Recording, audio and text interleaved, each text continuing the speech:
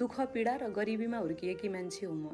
त्यसैले पनि सुखमा हुर्किएका, सानै उमेरमा सबै कुराहरू सम्पन्न पाएका र दुःख गर्न नपरेका, परिस्थितिहरूसँग लड्न नपरेका व्यक्तिहरूसँग अलिकति मेरो सोच विचार र व्यवहार मिल्दैन। त्यसैले पनि म त्यस्ता व्यक्तिहरूसँग अलिकति टाढा बस्ने गर्छु। मैले निकै सानो उमेरमा जुन बेला मान्छेको बालापन सुरु हुन्छ, मैले त्यो उमेरमा पैसाको महत्त्व चिन्न थालेकी थिएँ, बुझ्न थालेकी थिएँ।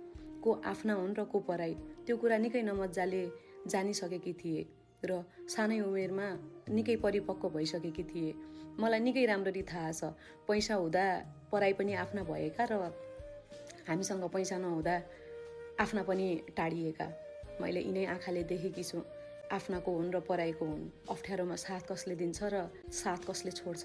त्यसैले पनि मलाई झुटो मिठो बोलेर कसैलाई आफ्नो बनाउन कहिले आएन। त्यसैले म टाढा बस्ने गर्छु।